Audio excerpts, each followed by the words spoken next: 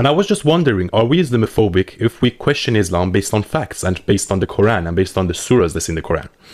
Because Keir Starmer is trying to put people in jail now because of some vague accusations that they're Islamophobic. And as you know, I'm an ex-Muslim, so I know a lot about Islam. And what I'm going to do in this video is that I'm going to go through some surahs in the Quran.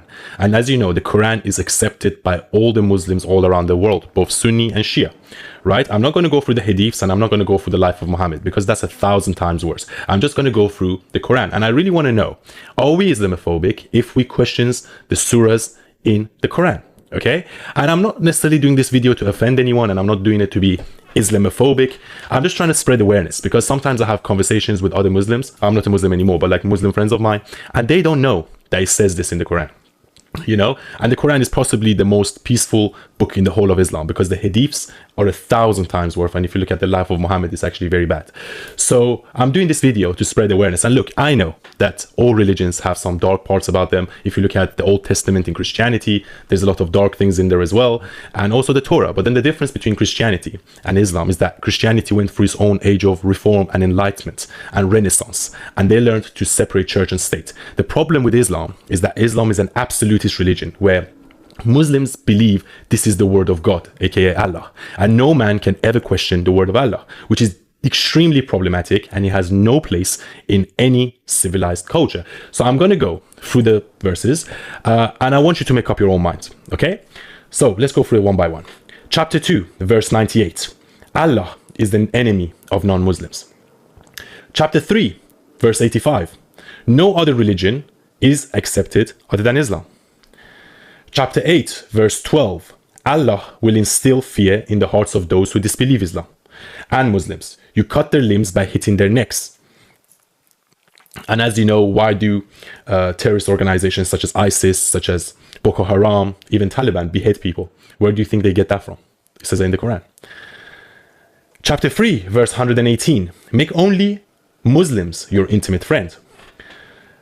Chapter 3, verse 28. And chapter 9, verse 23. Do not make friends with non-Muslims.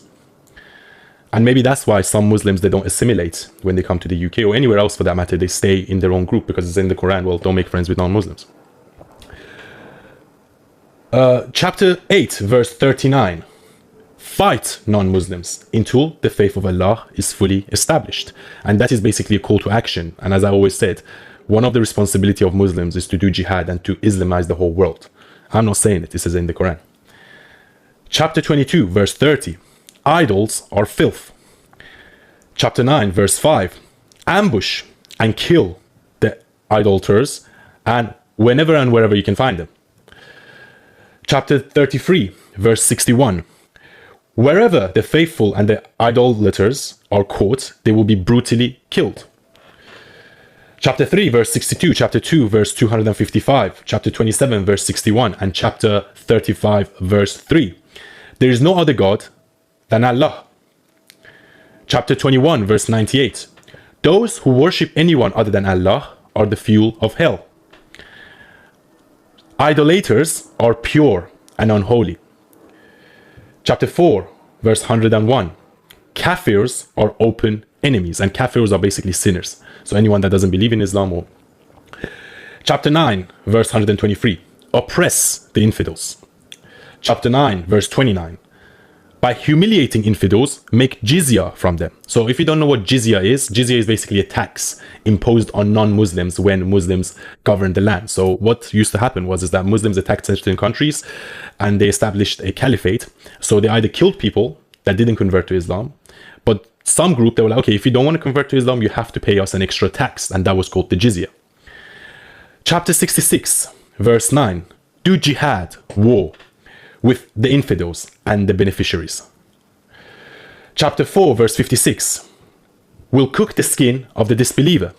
And you see that sometimes, it happens in Pakistan, it happens in Afghanistan, when someone is blasphemous towards the Quran or Muhammad, they burn them to death. And it actually happened recently to some girl that was accused of ripping up the Quran, and they burned her to death in public.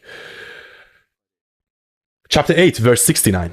All spoils, including women, are halal. And that refers to the fact that Muhammad said that if Muslims go and conquer the land, then the women in that land are halal or permissible to the soldiers. Chapter 9, verse 14. Allah will punish the disbelievers at the hands of the believers. Chapter 8, verse 57. Be cruel to the prisoners of war. And finally, chapter 32, verse 22. Take revenge on those who leave Islam. So as you know, the punishment for apostasy is death in Islam. And I'm considered an apostate because I'm an ex-Muslim. So I just went through these verses, okay, to just spread awareness, first of all. But at the same time, I want to know from the Labour government and from Keir Starmer, are we Islamophobic if we question these things? It says in the Quran, right? And I didn't go through the hadiths because the hadiths are 1,000 times worse. Are we Islamophobic if we question these things? Are we Islamophobic if we question the life of Muhammad? Because he took part in 29 offensive battles. He killed thousands of people, beheaded people, raped women, so on and so forth. So are we Islamophobic if we question these things? And for those of you that just wanted to increase your awareness, what do you think? I'm sure some Muslims watch this as well that probably don't know the Quran or don't know the religion very well. And I always say people that truly understand Islam are ex-Muslims. So let me know what you think in the comments, and thank you for watching. Jesus Christ is the only way, the truth, and life. The only way to the Father is through Jesus. If you don't know Jesus, you don't know God. Come to Christ today. Come to Jesus today. He can save, he can heal. He's there for you. Come to Jesus.